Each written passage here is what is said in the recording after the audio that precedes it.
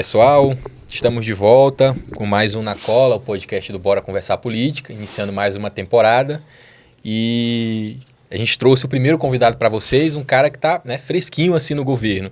Ele que foi secretário municipal de Palmas, foi secretário de Estado da Saúde do Espírito Santo, hoje é o atual secretário da Atenção Primária do Ministério da Saúde, que é o Dr. Nésio Fernandes. Oi, pessoal. Sejam bem-vindos novamente. A gente está aqui hoje com ele, né? Ele que é comunista, teve a sua história política toda de formação no PCdoB. Você passou pela JS, doutor? Também. Passou pela JS no PCdoB, vem da mesma escola que eu, a escola da JS. E se formou em Cuba. Doutor, seja bem-vindo. Muito obrigado, Emanuel, Leandro, pelo convite. Tenho certeza que será um momento muito prazeroso estar aqui com vocês e com todos os que nos acompanham aí pelo podcast. Legal, doutor, a gente quer começar esse podcast falando um pouquinho da sua trajetória, né? Você acabou de confirmar que veio da OJS, né? Eu também fiz minha militância no movimento estudantil pela OJS, fui do PCdoB. E eu queria saber como é que foi, eu vi que você formou em Cuba, na ELAM. Acho que todo jovem que quer ir para a área da saúde pensa em ir para a Escola Latino-Americana de Medicina. Como que foi essa jornada da militância, de sair? Se você foi indicado por uma vaga do PCdoB mesmo para a ELAM, como que foi essa jornada, essa formação em Cuba? Então, foi uma experiência muito bonita. Primeiro porque o Brasil e a América Latina viviam um momento do auge do progressismo latino-americano. Então, em 2006, que foi o ano em que eu cheguei em Cuba, eu tive a oportunidade de ter encontros com Fidel Castro, com Chávez, com Evo Morales. Eu cheguei lá dia 3 de abril de 2006, se eu não me engano. Em seguida, tivemos o aniversário do ALBA, um evento com Evo Morales, com o comandante. Assim, era um momento de fervor na esquerda latino-americana, de debate sobre socialismo no século XXI, as feiras internacionais do livro de Havana, os diversos seminários internacionais que acontecem na ilha. E, de fato, foi uma experiência bonita porque durante os 6 anos e meio que eu estive em Cuba, quase 7 anos, eu, além de estudar medicina, e era um bom aluno, era um aluno aplicado, desorganizado, hiperacelerado como sempre fui, mas tinha um bom desempenho na faculdade. Eu fiz movimento estudantil, fui presidente da Junta das Nações, da Junta Estudantil, representava todos os estudantes dos 23 países que estudavam naquele momento lá em Cuba.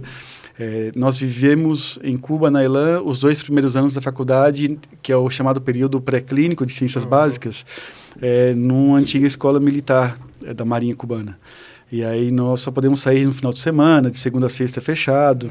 Rígido, então, era uma experiência muito bonita. Assim, o governo cubano nos dava café da manhã, almoço, janta, lanche, uniforme, jaleco, escova de dente, creme dental, todos os materiais, livros e cadernos e lápis para poder estudar, assim como a garantia de toda a atenção à saúde que a gente precisasse. E, além disso, nós tínhamos um estipêndio de 120 pesos cubanos que nós recebíamos do governo cubano. Assim, de fato, foi uma experiência muito bonita, uma experiência de solidariedade internacional.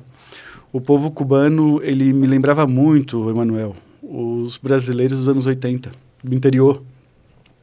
Muito afável, muito hospitaleiro, às vezes chegava até a ser ingênuo, assim, em algumas dimensões. Só que extremamente politizado, antenado com tudo o que acontece no Brasil, no mundo, porque o cubano ele cresce sendo ensinado de que ele é o melhor ser humano que nasceu no planeta Terra na história da humanidade. Eles crescem pensando que o mundo gira em torno da geopolítica das relações internacionais de Cuba. E isso gera características idiosincráticas muito particulares de um povo que é digno de respeito, digno de todo tipo de menções elogiosas por parte de qualquer latino-americano. Então, e essa experiência foi uma experiência que me formou. Como depois eu fui trabalhar no grupo de trabalho no secretariado de Relações Internacionais da Federação Estudantil Universitária de Cuba, da Direção Nacional da FEU. Tive um tempo participando da Direção Nacional da FEU lá junto com Janqueta Echevarria, e organizamos o MEP, que era o Movimento Estudantil de los Pueblos, em Cuba.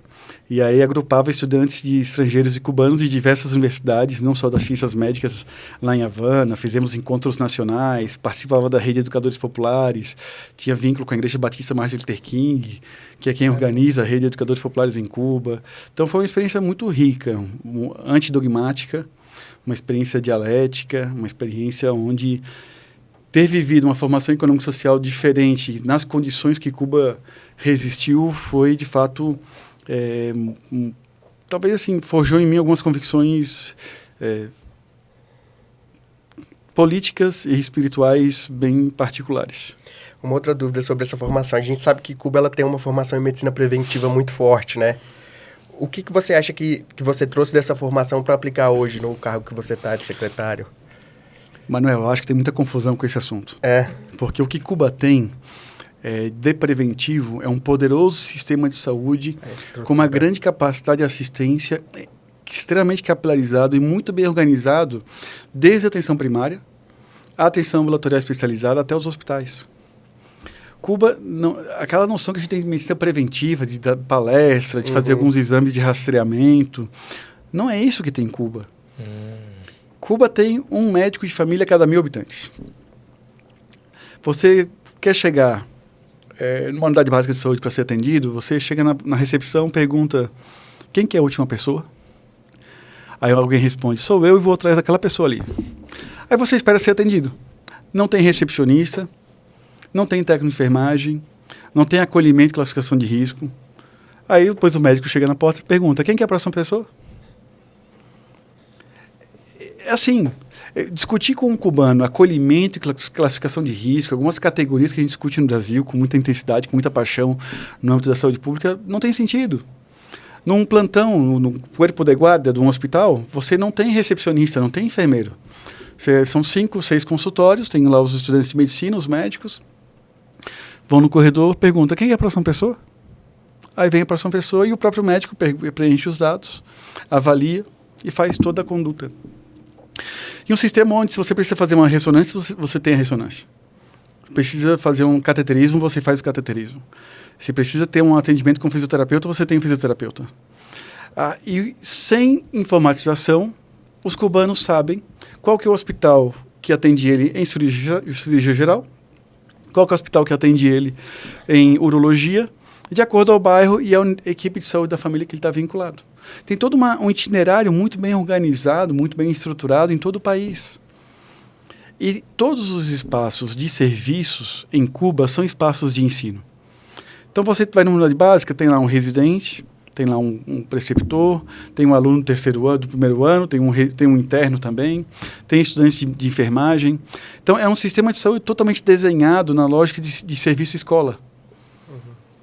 E graças a isso eles formam a quantidade de médicos que formam todos os anos e com muita qualidade. Então não há dicotomia entre formação e serviço.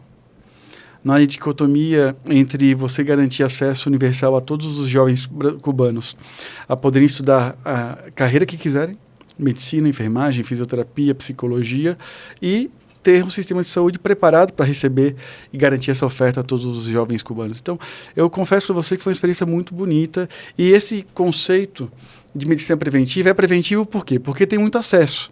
Sim. Então, como tem muito acesso, todas as mulheres num pré-natal fazem 12, 13, 14 consultas.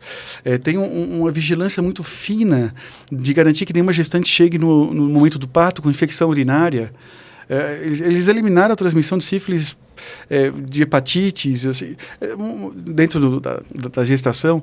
É um país onde a vigilância é integrada à assistência e o cuidado da população é algo muito fino. Então, isso dá condições de ter um sistema de saúde que ele é preventivo porque ele garante universalidade do acesso com integralidade do cuidado. E se você precisa de um medicamento, você não vai na farmácia lá, pega o medicamento.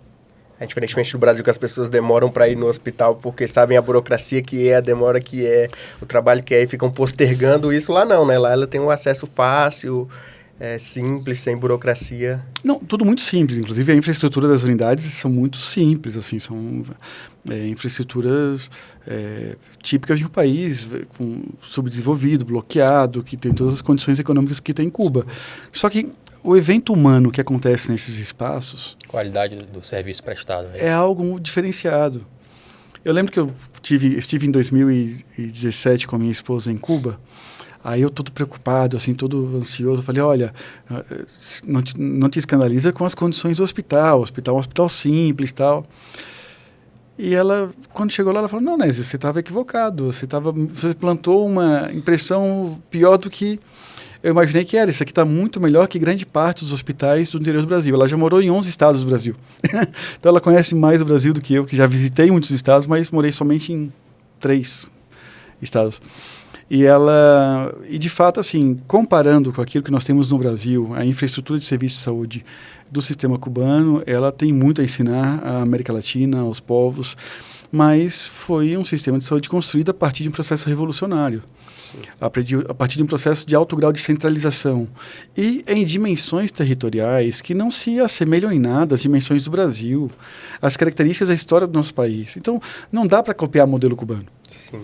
E até em relação a isso, os cubanos mesmos dizem, a gente não quer exportar o nosso socialismo nem nossos modelos, que cada país tem que construir a sua experiência com as suas características, e nós defendemos isso. E algo que eu aprendi muito em Cuba foi a respeitar a diferença. Na escola de medicina, quando eu cheguei, foi um dos motivos que me fez participar do movimento estudantil em Cuba, é que o tema da política e da politização dos estudantes era quase um tabu. A lógica era formar um estudante bom na clínica, bom em termos de epidemiologia e humanista. Só que temas ligados ao marxismo, aos temas da esquerda latino-americana, eram temas que não faziam parte do cotidiano da formação médica em Cuba dos estrangeiros que estudavam lá.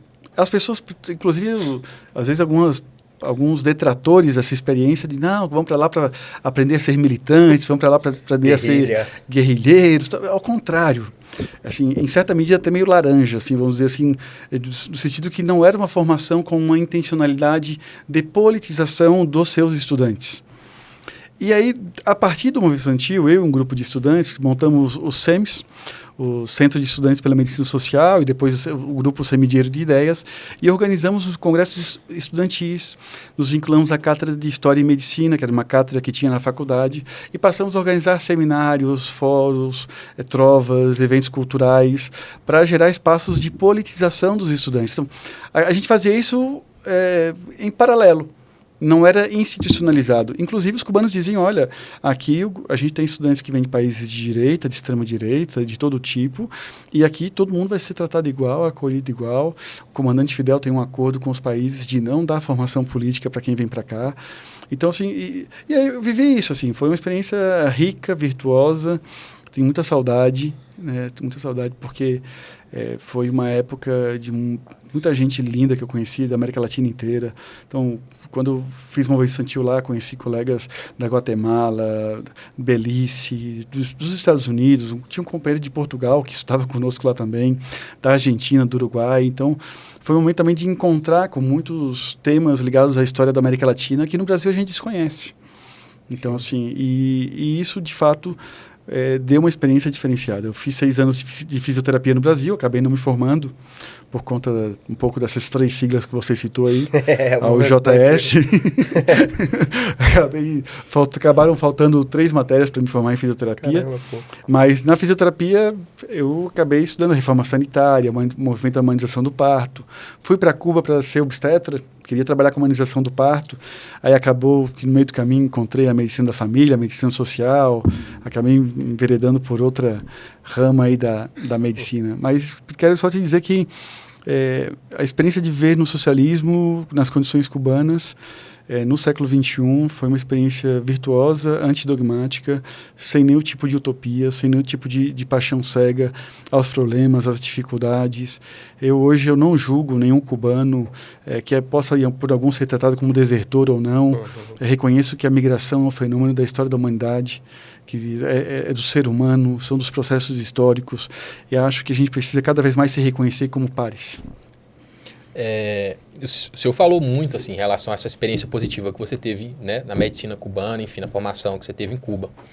E aí, assim, trazendo para o Brasil, né? Então, assim, você teve essa visão de dentro, e aí veio o Mais Médicos, que foi esse programa social, enfim, que a Dilma implantou, e que foi talvez o primeiro contato dos brasileiros com a questão da medicina cubana. Até então não se sabia muito, né? Não se conhecia, enfim, o brasileiro popular. O que é que você acha que aconteceu para que foi criado esse estigma tão grande, né, de atribuir à medicina cubana uma qualidade ou qualquer coisa nesse sentido, assim? E porque, assim, muito brasileiro, inclusive, usufruiu desse atendimento, né? Que eles foram para as cidades mais distantes do país, enfim. Eles chegaram onde muitos médicos formados brasileiros não chegaram. Então, por que mesmo com esse contato, você acha que... Onde que teve o erro, assim? Talvez foi comunicação, foi permitido que esse discurso entrasse, que se criasse dentro do país? Assim, Leandro, eu acho que o peso de generalização que você colocou na pergunta, talvez ele precise de algum ajuste, porque ele não é hegemônico. Eu acho que existe uma opinião muito dividida na sociedade em relação a essa experiência do cubano no Brasil. Primeiro dizer que o Mais Médicos, ele teve, ao longo da sua história, muito mais brasileiros participando dele do que cubanos. Ele é um programa que foi pensado garantindo a prioridade para que profissionais formados no Brasil pudessem participar do programa. E ele, inclusive, recentemente teve aperfeiçoamentos propostos pelo governo do presidente Lula e pela ministra Nízia para justamente estimular essa participação do profissional com registro no Brasil. E aonde os cubanos chegaram? Chegaram do jeitinho que eles são. Humildes, nobres, faziam amizade com as pessoas mais simples, um perfil de médico que tinha prazer em fazer visita domiciliar e que se sentia muito bem reconhecido, legitimado, como a gente fala em espanhol, halagado por la población. O cubano foi para lugares e por pessoas que nunca tinham visto alguém de jaleco branco. E essa experiência é muito bonita, muito rica. Esse é o ponto. Esse que eu estou querendo falar é o seguinte. Por que que, assim, eu não estou nem entrando em detrimento deles, mas eu falo assim, o que aconteceu que, em algum momento, esse discurso cresceu, digamos assim, entre parte da população e não bate com a realidade, sabe? Esse que eu estou querendo falar. O que aconteceu é que nós vivemos uma experiência de ódio no Brasil, né, onde, infelizmente, setores da medicina... falando sempre em nome da maioria, pelo menos se apresentando como em nome da maioria, assumiram um discurso xenofóbico, um discurso inadequado, um discurso de divisão do nosso país e que não está de acordo nem com a própria história da medicina brasileira, que teve a contribuição de muitos médicos brasileiros que foram estudar no exterior. Vou falar aqui de Oswaldo Cruz, falar de diversos grandes médicos brasileiros que foram aprender medicina fora, ou receberam no Brasil médicos estrangeiros, pesquisadores estrangeiros. E tampouco, na verdade, só pode reclamar da gente os povos originários, né? Porque então, assim, um país de imigrantes, um país de colonizado, assumir uma narrativa xenofóbica como aquela que foi assumida, muito inadequado. Mas eu acho que a gente teve primeiro isso, um discurso de ódio. Existia já na sociedade a criação das condições para um cenário de golpe. Então nós tivemos um golpe no país onde a presidenta Dilma, sem ter cometido nenhum crime, foi retirada de um mandato eleito pela soberania popular, pelo sufrágio universal, e a partir daí uma cascata de eventos de polarização foram assumidos dentro do país. E aí nós tivemos, a partir da eleição do governo anterior, capítulos muito tristes da história do Brasil. Então, hoje nós temos um desafio de voltar a recompor pontes e diálogos com toda a categoria médica, com toda a sociedade brasileira. Um país dividido não vai crescer. Um país em condições de divisão, de racha interno, ele não tem as condições subjetivas e objetivas necessárias para um desenvolvimento sustentável, para a recomposição da identidade de nação, de país, então, de liderança política necessária para um projeto nacional de desenvolvimento. Então, nós precisamos hoje entender que as medidas que o presidente Lula tem anunciado vão na perspectiva de recompor a unidade nacional. E aí nós queremos, via saúde, programa Mais Médicos revigorado, a agenda da vacinação, diversas pautas que são comuns a todos os campos políticos, no bojo de um momento pós-pandemia, pós-crise pandêmica, onde o SUS virou uma agenda comum de todo mundo. Eu tenho feito um comentário em alguns espaços, Emanuel, que o programa político para a saúde do Partido Novo, nas últimas eleições, poderia ser feito Ctrl+C, Ctrl+V e colocar num programa do PSB, num programa do PT, num programa de qualquer partido de esquerda ou de centro. Foi muito bem desenhado, bonito, escrito, coerente, porque defendia atenção primária, modernização do SUS, elementos que todos os campos políticos... Eu estou falando que se o Novo, que defendia voucher para a saúde, passou a defender o SUS, inclusive os parlamentares do Novo apoiaram a aprovação da MP do Mais Médicos, né? Nós temos uma agenda que pode se constituir numa agenda de unidade, sim, numa agenda de diálogo comum, numa agenda que pode acumular um conjunto de forças para dar saltos estruturantes na saúde pública brasileira. Então, eu estou te falando que eu acho que nós tivemos desvantagem na comunicação. Então, eu não ocupo nenhum fracasso da comunicação de qualquer período, porque foi avassalador o que nós vivemos. Foi avassalador. Você, em alguns momentos, se apresentava como uma pessoa de esquerda, progressista, ou sensível a causas humanitárias, civilizatórias, era taxado com um grau de adjetivo, com uma quantidade de adjetivos negativos e com uma violência absurda. Então, assim, e digo isso porque eu, como médico formado em Cuba, tenho filho estrangeiro, sou catarinense. Quando fui para Tocantins era chamado de alguém da República Catarinense. Quando eu fui para o Espírito Santo era acusado de ser do nortista. E assim, de fato, e por ser comunista, ser uma pessoa de esquerda e ao mesmo tempo evangélica, né, de fato, digo a vocês que sofri muitos tipos de estigmas relacionados a todos os tipos de ódio que foram estimulados nesses últimos anos. E acho que o Mais Médicos, ele de fato teve um congelamento, uma descontinuidade muito ruim, prejudicial para o SUS e para a experiência dele, mas neste momento ele se transformou numa estratégia nacional de formação de especialistas, e que vai ter o apoio de todos os campos políticos. Nós estamos em pleno momento de expansão de novas vagas do programa, a partir de uma nova modelagem, e vocês vão se surpreender com as quantidades de vagas que os prefeitos de todos os campos políticos do Brasil, em todas as regiões, solicitaram de expansão do programa Mais Médicos. O senhor não acha que houve uma reserva de mercado, uma tentativa de reserva de mercado pelo Conselho, quando tentou combater os médicos cubanos?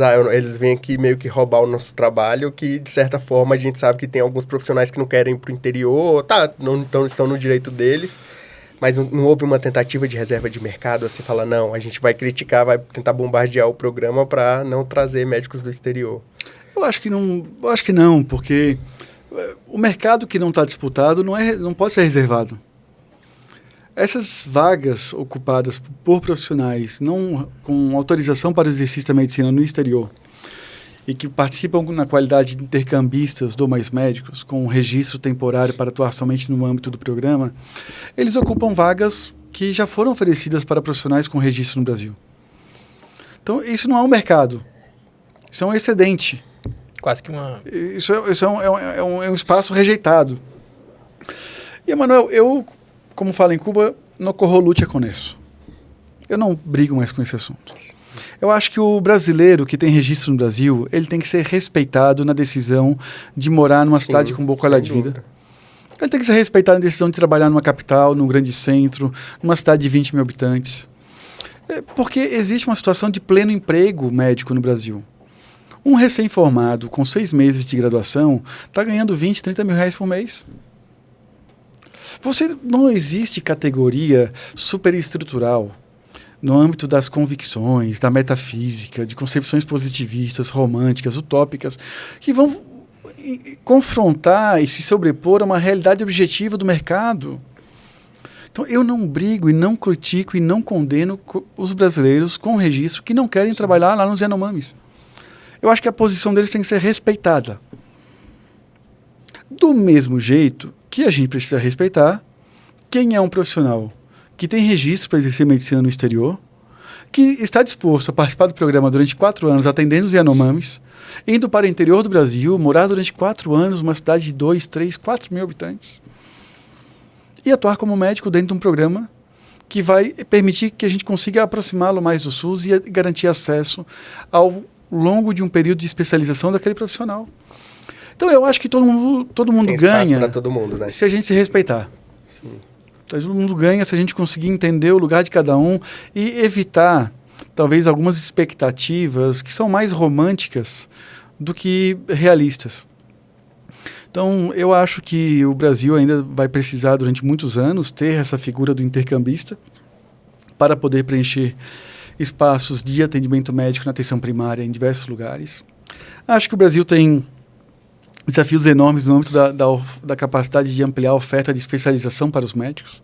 Nós estamos oferecendo 13 mil vagas de residência de acesso direto, enquanto formamos no ano passado 25 mil médicos. Ano passado a gente já tinha 42 mil médicos matriculados. Vamos formar daqui a pouco de 40 a 50 mil médicos por ano. E com muito esforço a gente não vai conseguir triplicar, quadruplicar o número de residência. Então, o Estado vai precisar desenvolver alguma estratégia que oportunize a especialização a esses médicos.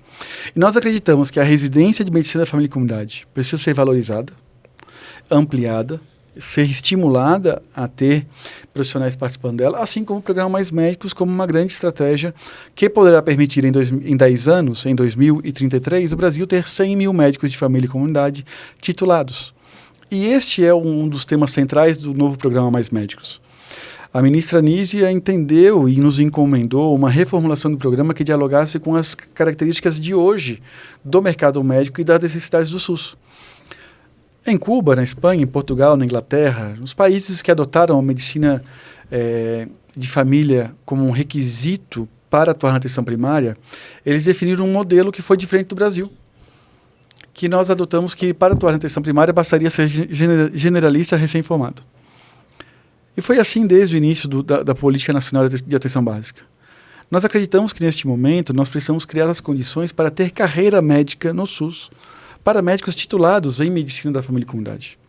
E por isso, durante 1 ou 2 ciclos de governo, transformar grande parte da rede de atenção primária do país numa rede escola, para partir de uma estratégia de formação, de educação pelo trabalho, formar esses especialistas, nós poderemos daqui a 10 anos ter uma quantidade suficiente de médicos e especialistas para cuidar do povo brasileiro na atenção primária em cada bairro, em cada rincão desse país. Né, a gente conversou aqui, né, de um programa só do Ministério da Saúde, que é o Mais Médicos, então, assim, para você entender o nível da complexidade que é, né, em relação a isso. E você, assim, final do governo Bolsonaro, início do governo Lula, né, são só 6 meses de novo governo. Como é que, de fato, vocês receberam esse Ministério da Saúde, assim, nessa gestão anterior? O que é que tinha, o que é que não tinha, o que é que foi desmontado? Qual que era a realidade, assim, quando você chegou lá dia 1º de janeiro? Leandro, assim, o Ministério da Saúde, ele perdeu uma característica pela qual ele era reconhecido. O Ministério era líder das principais pautas, das pautas mais avançadas no âmbito da saúde pública brasileira. E isso não foi só no governo do presidente Lula e da presidenta Dilma. Isso foi durante os governos anteriores. Nos anos 90, o Ministério da Saúde liderou pautas avançadas no âmbito das políticas da população LGBT, do HIV, da hanseníase. O Ministério da Saúde qualificou o debate da fome. Então, era um ministério protagonista de grandes temas.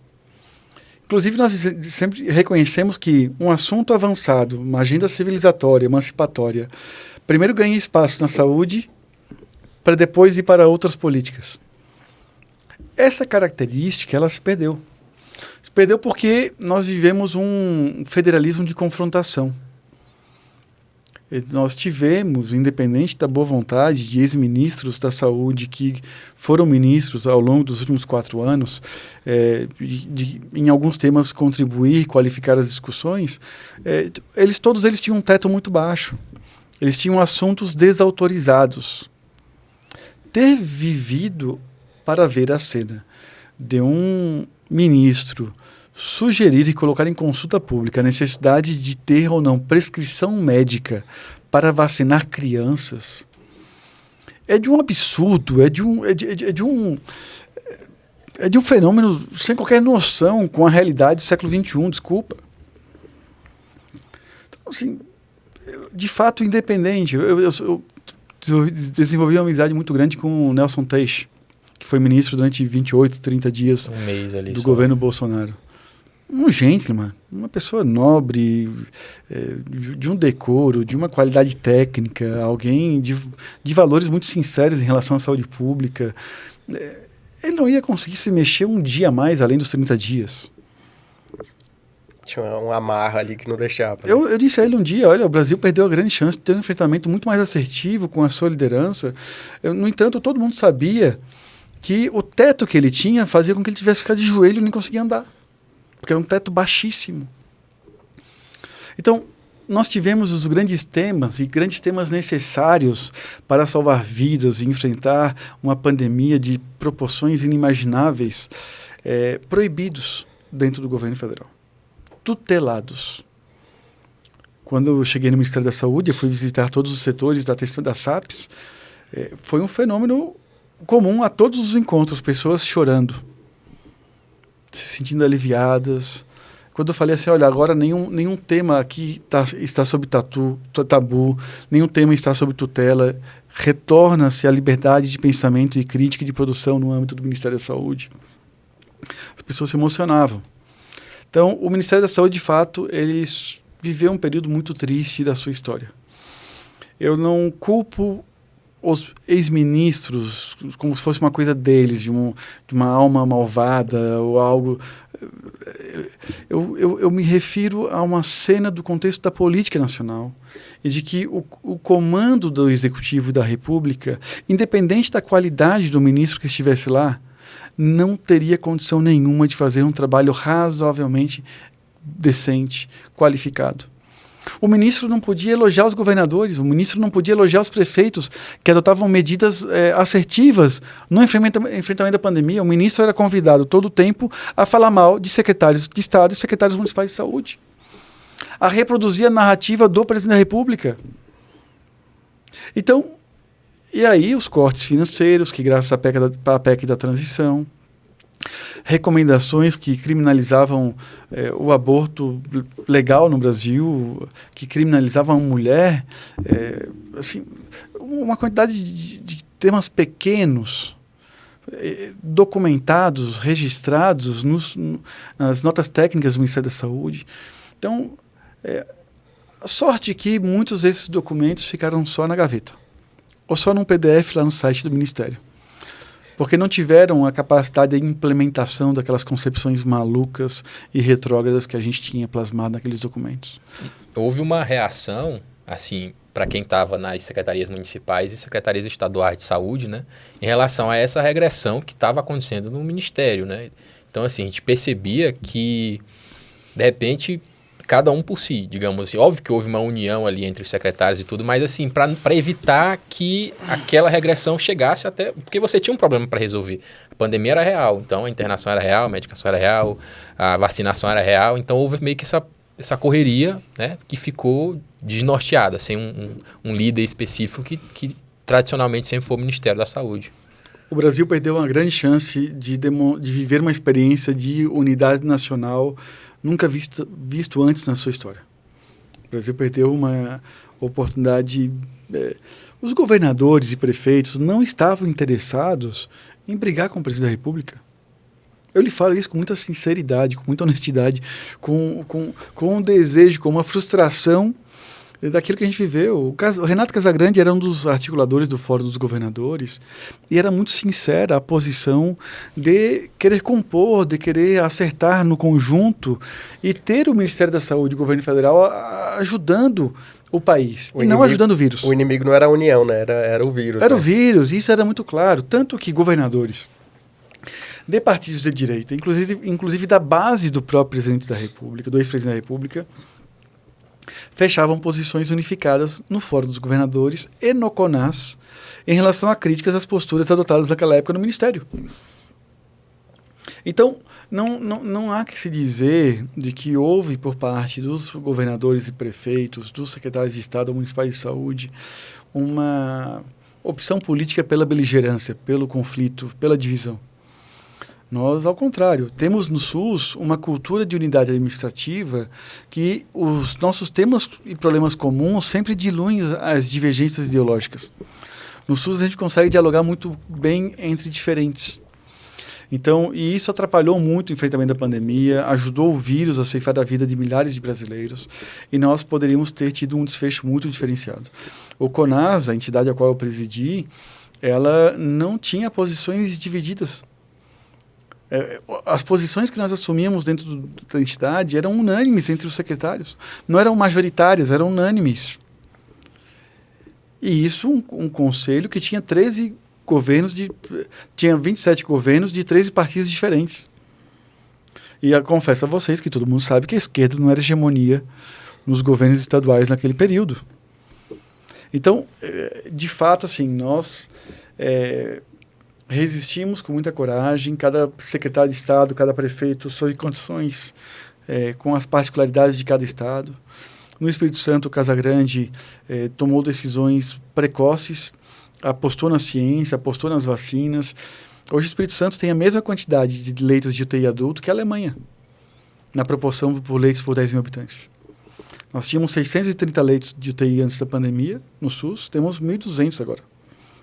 Nós ampliamos no auge da pandemia para 1.580, 1.560 e desmobilizamos poucos, porque ficou um legado da opção da resistência.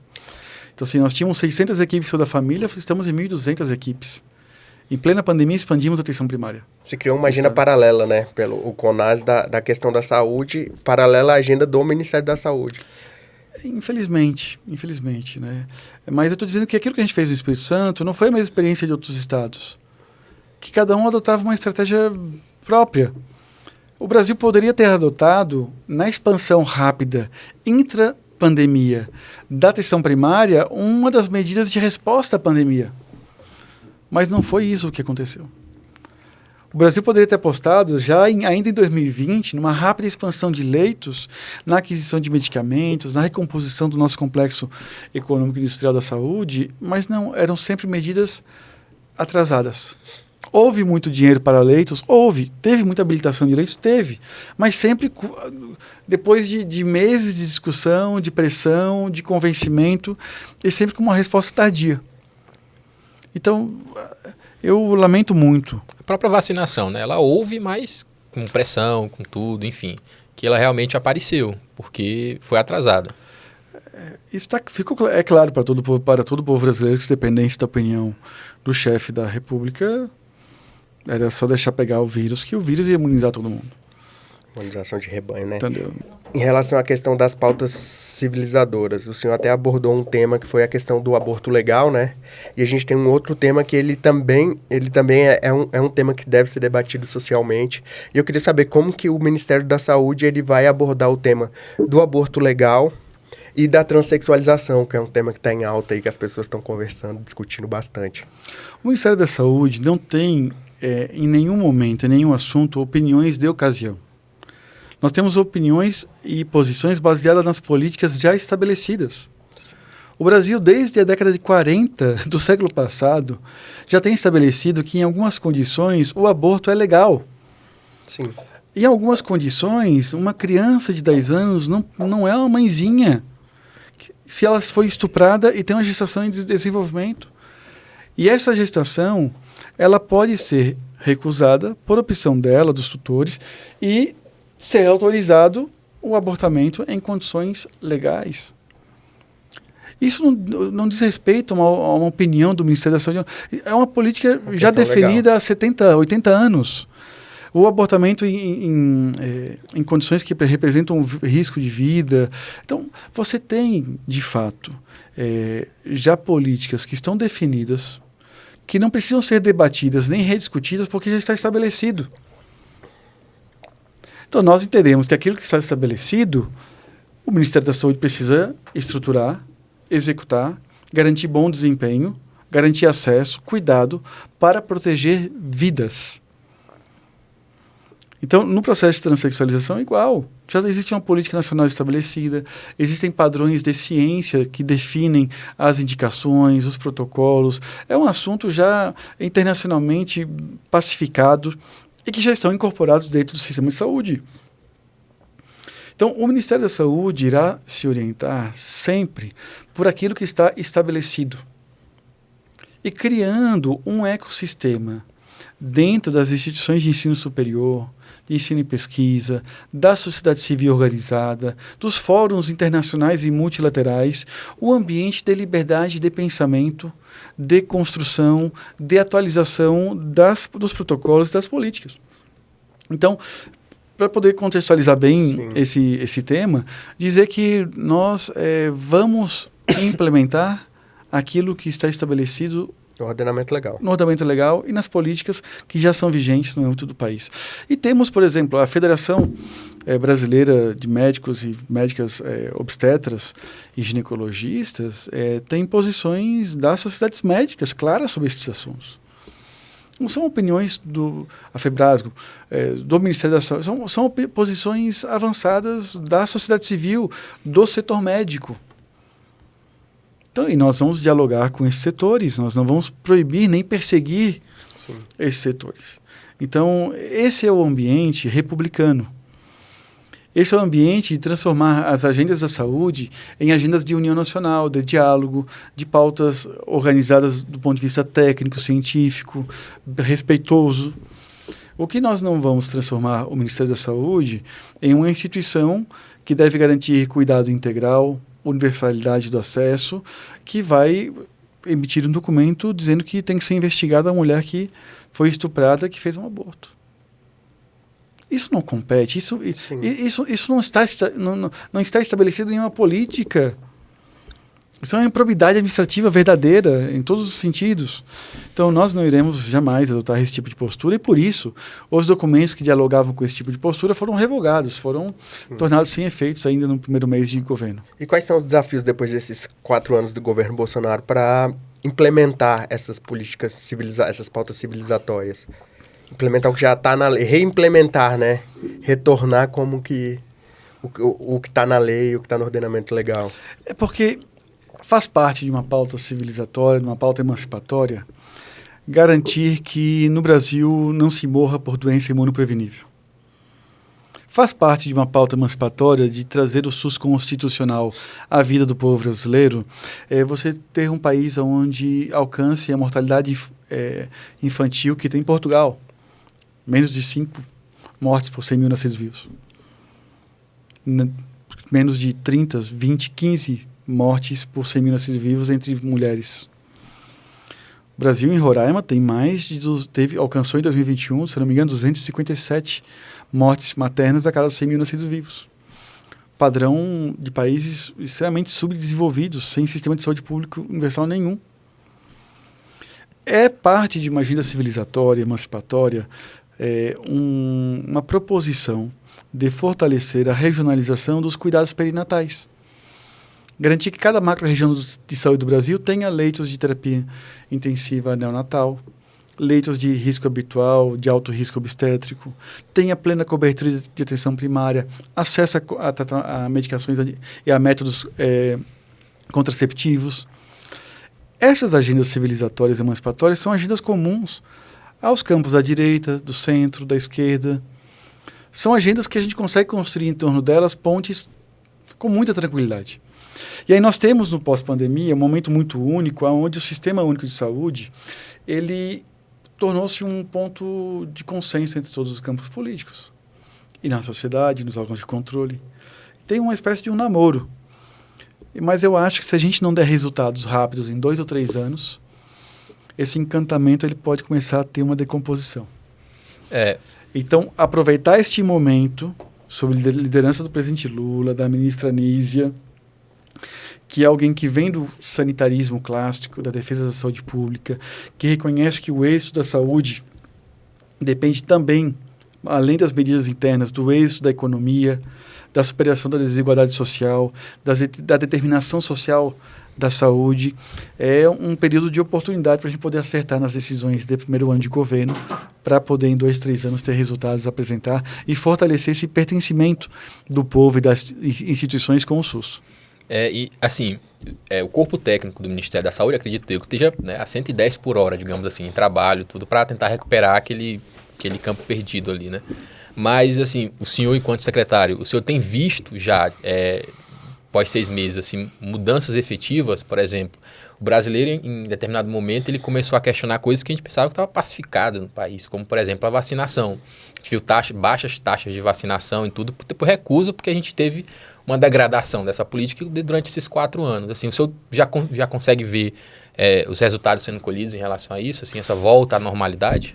Leandro, os estudos que avaliam o impacto nos principais indicadores sensíveis à atenção primária em saúde, naquilo que a atenção primária pode influenciar no desfecho de morbidade e mortalidade, de adoecimento e óbito, dizem que é necessário 3 anos de experiência daquela atenção primária requalificada e expandida para que ela comece a influenciar nos indicadores de adoecimento e de morte daquele território. Então, por exemplo, tem um município que tinha 50 equipes de saúde da família. Ele poderia ter 200 equipes. No primeiro ano, eu consigo ter indicadores de acesso sendo percebidos. A população passa a ter mais acesso a serviços de saúde. Junto com essa ampliação do acesso, passa a ampliar o acesso anticoncepcional, passa a ampliar o acesso a pré-natal. Só que as meninas que vão deixar de engravidar, que poderiam estar engravidando por não terem acesso a esse anticoncepcional, elas vão deixar de engravidar na expectativa das gravidezes possíveis daqui a 2, 3 anos. Então, o impacto no âmbito da atenção primária, ele é um impacto que você vai ver entre 2 e 4 anos, então, de uma expansão robusta quando ela chega no território. Da mesma maneira, a capacidade da atenção primária influenciar numa contraofensiva à hesitação vacinal, aos movimentos anti-vacinas, a tudo aquilo que se estabeleceu e foi legitimado no último período de confrontação à ciência. Então, nós estamos falando de uma necessidade de expansão dos serviços de saúde em concomitância ao enfrentamento dos desafios que temos vinculados a diversos temas, entre eles a vacinação. Neste momento, nós não estamos, alinhados com nenhum tipo de experiência anterior que legitimava as teses anti-vacinas. No entanto, o estrago está feito. Eu tenho colegas médicos que dizem, eu parei na 3ª. Não, eu tenho 5 vacinas contra a Covid. Já estou na 5ª dose. Colegas médicos, e confesso a vocês que não é nenhum nem 2. Nós tivemos uma derrota do ponto de vista da disputa teórica, ideológica, do pensamento científico, entre diversos trabalhadores da saúde. Então, isso é muito grave, é muito crítico. Você não resolve isso do dia para a noite.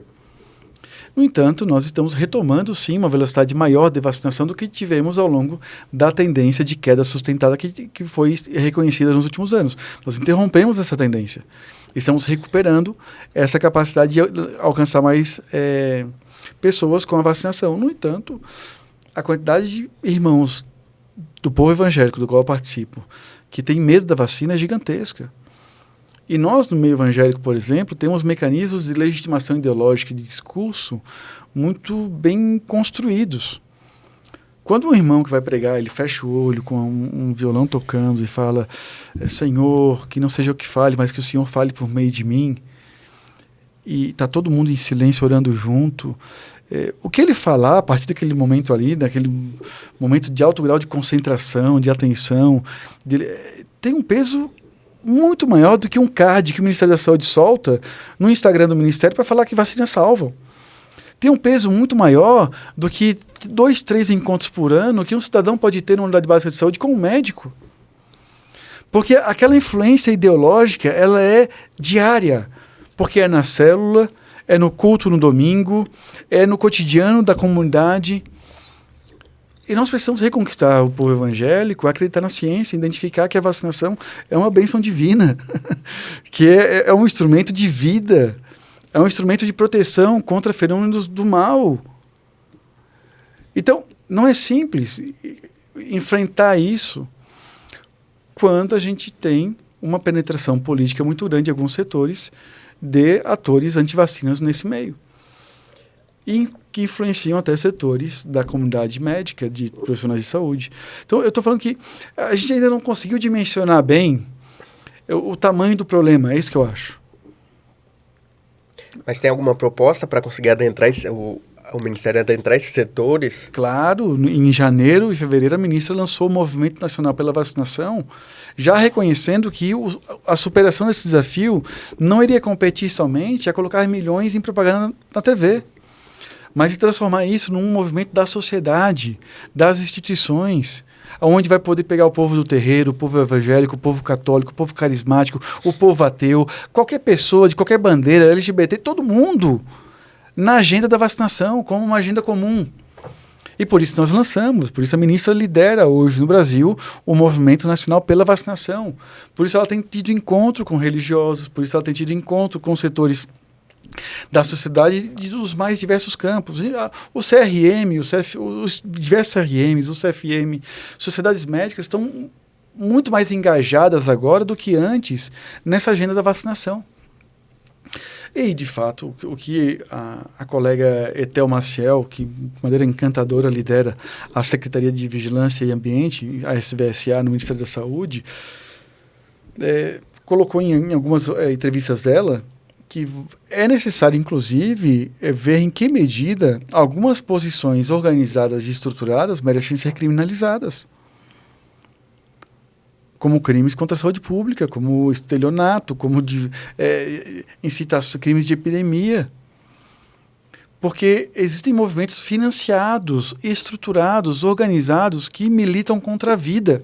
Eu acho que isso é um ponto bom de falar assim, em relação a pessoal entender que muito do que acontece socialmente em relação a isso, a essas pautas, né, não só a vacinação, mas enfim, que deteriorou muita coisa no país, é que não é uma coisa que acontece por acaso. Ele tem uma estrutura e um financiamento que faz com que ele penetre socialmente de forma muito mais forte do que se fosse uma coisinha de um vizinho contando para o outro.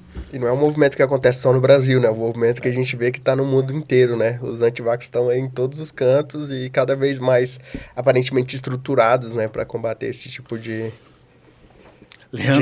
ciência.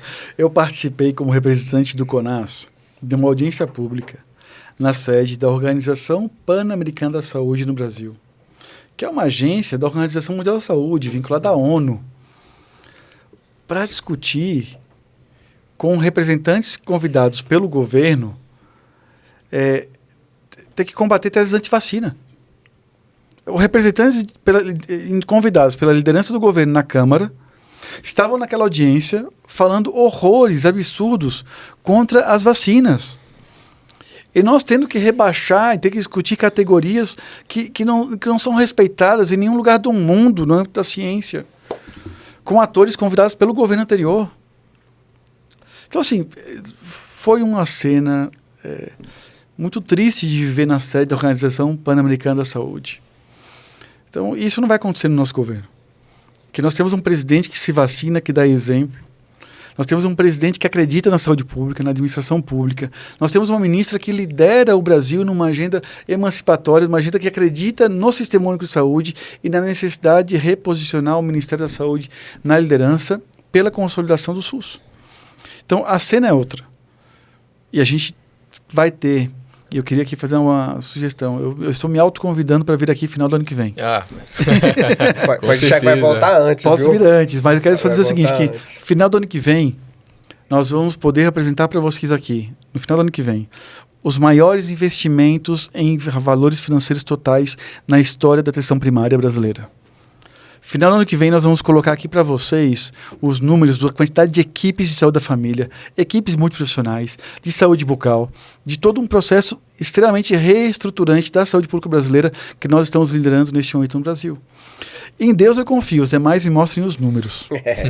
E a gente terá condições plenas de demonstrar, na metade do ciclo do governo do presidente Lula, grandes resultados em marcha em torno da saúde pública do Brasil, liderados pela ministra Nízia, a partir dos comandos dados pelo Lula. Será um prazer. O senhor acha que uma política que foi implantada no governo Lula e Dilma, das conferências, né, a Conferência Nacional de Saúde, para debater com a sociedade civil, você acha que essa gestão vai retornar com essas conferências? Já retornamos. Já retornou? Uma quantidade enorme de conferências livres que nós organizamos agora no processo da Conferência Nacional de Saúde. Hoje está acontecendo a 17ª conferência, mais de 6 mil participantes de todo o Brasil. O Ministério da Saúde chegou no Ministério sem nenhum processo de compra de estrutura da conferência organizado e estruturado. E quero aproveitar para fazer um registro aqui. Nós falamos sempre de maneira muito assertiva do papel do presidente Lula, da ministra Nízia. Mas para nós, dentro do Ministério da Saúde, existe uma pessoa que ela tem um papel central em diversos movimentos de muito êxito, que é o secretário executivo Swanenberg Barbosa, o companheiro Berger. O Berger, ele cumpre hoje no Ministério da Saúde um papel de juntar diversos cabos soltos, de fazer uma ponte, tanto da operação administrativa quanto da ponte política, e trouxe para dentro dele, da responsabilidade dele, as decisões principais que viabilizaram a 17ª Conferência Nacional de Saúde. E hoje nós temos a conferência sendo realizada pelo grande engajamento do controle social, da direção do nosso Conselho Nacional de Saúde, da mobilização dos estados, municípios, mas se não fossem as decisões estruturantes e muito comprometidas com o debate democrático e amplo que o Berger conseguiu garantir dentro do Ministério, nós não estaríamos, neste momento, vivendo a conferência com as características e dimensões que ela está tendo. Então, eu queria fazer aqui esse reconhecimento, porque, de fato, poder viver um Ministério com essa qualidade política dá muita segurança no salto que a gente pode dar, na liberdade que a gente consegue construir, opinar, articular no âmbito do Ministério. Então, o Berger é uma figura que é silenciosa, pouca gente conhece ele, pouca gente comenta, mas a gente deve muito à capacidade política dele nessas condições. A sociedade agradece, viu, Berger? Manuel, eu vou finalizar com uma pergunta que eu deixei aqui, e aí envolve muito essa parte política, secretário. Nas últimas semanas, a gente tem visto muita notícia, e aí eu abro um parênteses aqui para os elogios que o senhor tem feito à gestão da ministra Nízia, enfim, do presidente Lula, sobre uma suposta ofensiva, e aí do Centrão / Arthur Lira, em relação ao Ministério da Saúde, né? Estarem de olho do Ministério e por conta do valor do orçamento, enfim, aí a gente não sabe o que é real, o que não é. E, ao mesmo tempo, o senhor tem dito aqui para a gente dessa boa relação que vocês têm construído com a classe política, né? De como essa pauta tem sido uma pauta praticamente unânime, digamos assim, no sentido da preocupação com a saúde pública no país. Eu queria saber como é que está, de fato, o clima hoje no Ministério, se existe esse temor de alguma interferência que prejudique o trabalho ou não, o que de fato é real ou não, dentro do que o senhor pode falar. Não, eu posso falar tudo. Pode, né? Posso falar tudo e quero dizer para vocês que o Ministério vive um ambiente de tranquilidade, de segurança. O presidente Lula em nenhum momento colocou qualquer expressão ou insegurança na decisão que ele tomou ao convidar a ministra para liderar o Ministério da Saúde. O Padilha deixou claro, não está em negociação. O presidente da Câmara, o Arthur Lira, é um líder político brasileiro dado ao diálogo, que lideram blocos muito amplos de partidos políticos e tem uma relação extraordinária com os partidos de esquerda, tem uma relação muito boa com o PCdoB, com o PT, com o PSB, com o PDT. Inclusive, um dos líderes do bloco de 150 deputados no Congresso Nacional é o deputado Felipe Carreiras, de Pernambuco, que é um quadro extraordinário, dado ao diálogo, que circula por todos os espaços. Então, com esse espaço da política, nós não temos nenhuma dificuldade.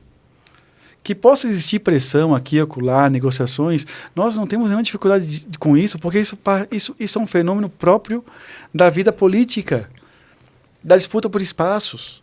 Então, isso não nos incomoda. Então, assim, nós temos neste momento muita tranquilidade na decisão e segurança na decisão do presidente Lula, pela escolha da ministra Nízia, pela agenda que ela lidera hoje no Ministério da Saúde, e estamos muito tranquilos que com o Congresso Nacional, vide o que aconteceu com a MP dos mais médicos. O presidente Arthur Lira foi um dos que disse, não, vai votar essa semana. E votou naquela semana. Foi quem ajudou a construir o acordo dos líderes para poder aprovar a MP do mais médicos.